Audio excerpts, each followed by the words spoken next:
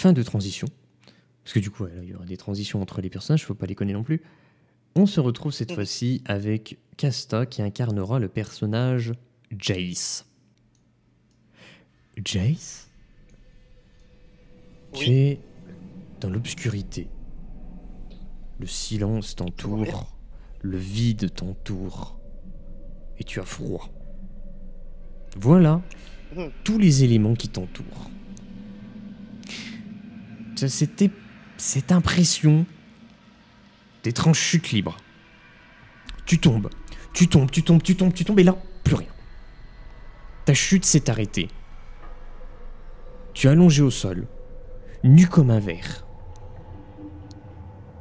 Sauf qu'un détail a changé. Tu sens quelque chose dans ton dos. Tu ouvres les yeux. Tu te retrouves allongé au sol, nu comme un verre, et tu sens de la paille dans ton dos. En ouvrant les yeux, tu aperçois du blé tout autour de toi. Tu recommences à prendre toutes tes facultés, tu commences de nouveau à entendre.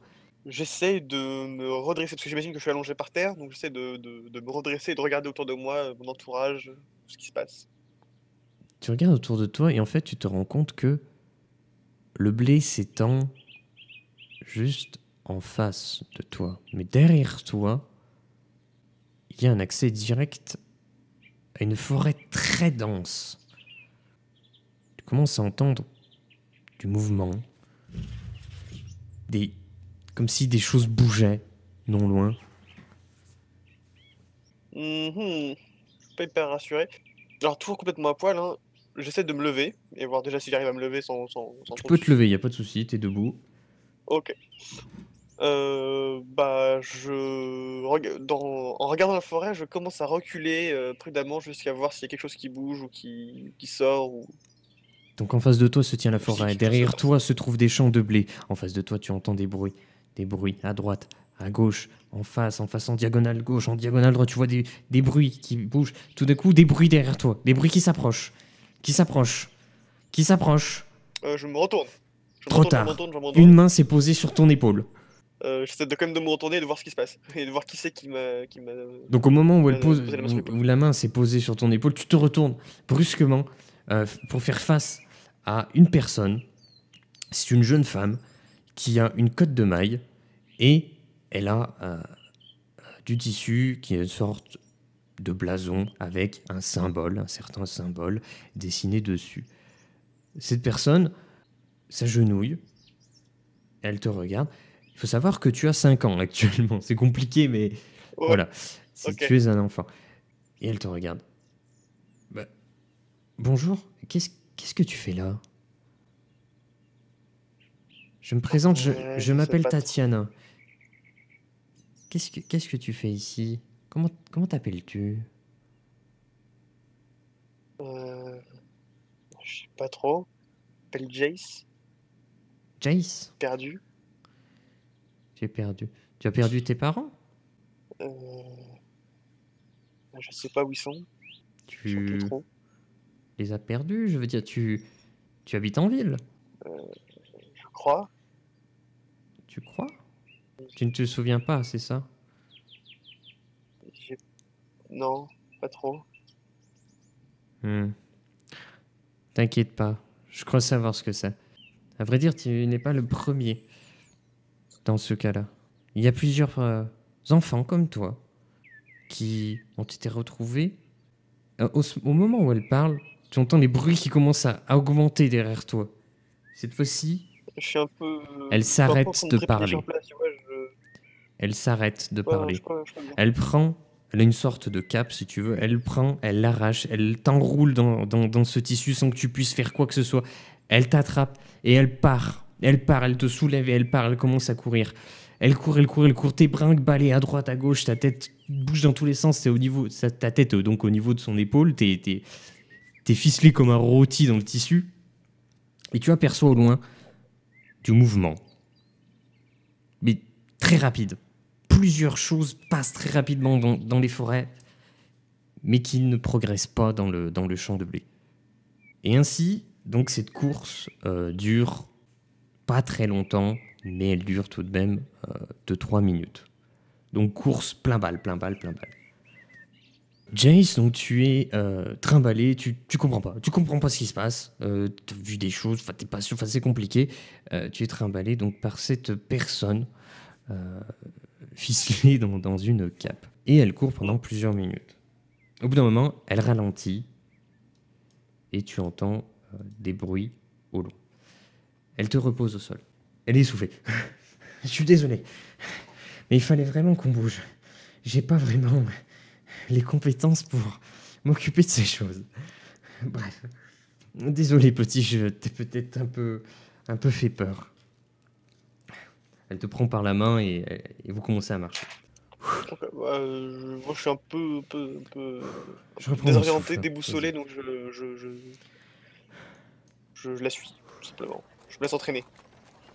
Elle te tire par la main et vous passez donc une grande porte en bois présente le long d'une grande palissade en bois que tu aperçois donc à présent. Jusqu'à présent, c'était un chemin de terre et vous atterrissez dans un chemin qui est un chemin de terre avec quelques pavés par-ci, par-là. Donc c'est déjà un peu plus agréable pour marcher parce que je le rappelle que tu es pieds nus. Et Oui. une activité humaine beaucoup plus importante. Tu vois des personnes passer avec des marchandises, tu vois des personnes avec des meules de foin sur le dos, d'autres personnes tirer des charrettes en bois. Bref, vous continuez. Cette fois-ci, tu passes une seconde porte en bois présente sur une seconde palissade en bois. Cette fois-ci, tu atterris dans un endroit où il y a, sur ta droite, de grands bâtiments, un peu break-ballon, j'ai envie de dire, ça se dit pas break-ballon, ça se dit pas vraiment, mais ils sont pas très symétriques, ils sont pas très propres, mais c'est très grands bâtiments. Il y a des caisses partout, il y a beaucoup d'activités donc sur ta droite et ça monte comme ça jusqu'à une grande place. Sur ta gauche, tu vois par contre de vieilles maisons. De vieilles maisons, tu vois des gens habillés avec des vêtements assez miteux. Il y en a qui ont des regards assez mauvais envers ta personne. Certains, non. Plusieurs. Et pas que de ce côté-là. Les personnes que tu croises dans la rue, dans le chemin central, même les personnes qui présentent vers toutes ces marchandises sur ta droite, certains ont des regards mauvais vers toi.